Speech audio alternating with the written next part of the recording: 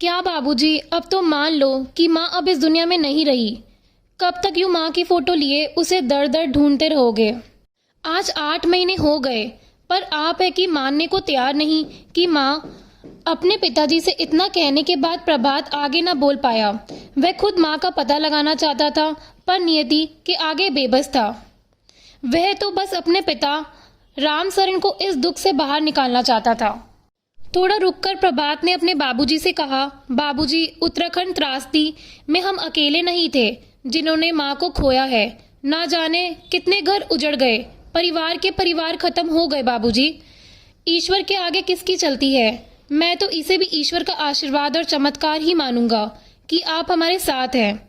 आपका आशीर्वाद सदा हमारे सर पर बना रहे। बस अब आप इस जांच वाले लोगों को माँ का नाम उन मृत लोगों में लिखवा दीजिए जो उत्तराखंड त्रासदी में से लापता हुए थे। रामसरन आंखों में आंसुओं का सैलाब लिए किसी तरह उन्हें रोकते हुए अपने बेटे प्रभात से बोला, कैसे मान लूं बेटा, मैं और तेरी माँ दोनों साथ में ही थे। अच्छे भले बाबा केदारनाथ के दर्शन कर खुशी खुशी नीचे धर्मशाला में कमरे पर पहुंचने ही वाले थे कि अचानक मौसम बिगड़ने लगा। अचानक से मेरे आंखों के सामने ही पानी का सैलाब आया और तेरी माँ पिट्ठू के साथ साथ ही जलमर्ग हो गई। उसने मुझसे वादा किया था कि मरते दम तक मेरे साथ निभाएगी। यूं अचानक मुझे छोड़कर वो नहीं जा सकती, और ईश्वर भी इतना निष्ठुर नहीं हो सकता, उसे मेरी फरियाद सुननी ही होगी। रामसरन ने आगे कहा, मैं उसे लापता तो जरूर मानता हूँ, पर मृतकों में उसका नाम हरगिज नहीं लिखवा सकता। न जाने किस हाल में होगी तेरी माँ, कहीं तो वो मेरा इंतजार करती होगी। मैं मरते दम तक उसे ढूंढता रहूंगा, और देखना एक दिन तेरी माँ जानकी मुझे जरूर मिलेगी।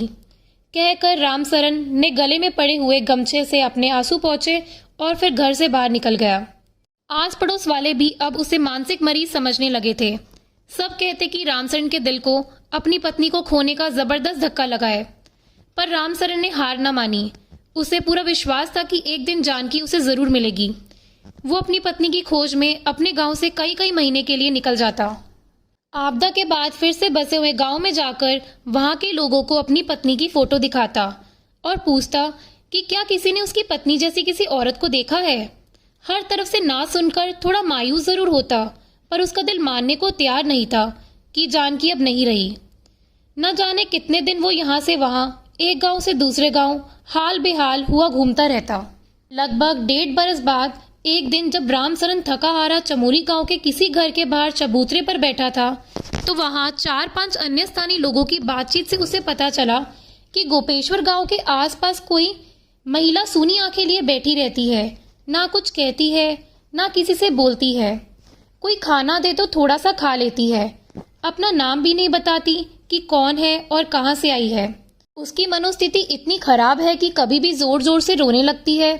शायद आपदा में उसका परिवार उससे बिछड़ गया, या अपना कोई आपदा में तबाही की भेंट चढ़ गया, जिससे उसे गहरा सदमा लगा है। इतना सुनकर रामसरन को कुछ आशा सी नजर आई। उसने जेब से निकालकर अपनी पत्नी जानकी की फोटो उन लोगों को दिखाई, तो किसी ने भी पक्के तौर पर नहीं कहा कि ये वही औरत है, क्योंकि एक अच्छी तस्वीर और एक मानसिक महिला किसी भी स्तर पर मेल ना खाती थी। पर रामसरन ने मन पक्का किया कि वे गोपेश्वर जरूर जाएगा और उस महिला से जरूर मिलेगा। वो अपनी आशा की पोटली बांधे तुरंत अपनी पत्नी जानकी की खोज में गोपेश्वर निकल गया। गोपेश्वर पहुंचकर उसने लोगों से उस मानसिक महिला के बारे में पूछा, तो किसी ने उसे बताया कि वो सामने एक पत्थर पर बैठी महिला वही है। जब रामसरन उस महिला के पास बैठा तो वो महिला बिल्कुल गुमसुम हुई शून्य में ताक रही थी। पहली बार में तो रामसरन को भी वह महिला अपनी जानकी सी ना लगी, पर वो महिला जो अभी कुछ देर पहले बिल्कुल शांत गुमसुम बैठी थी, रामसरन को देखकर जोर जोर से रोने लगी।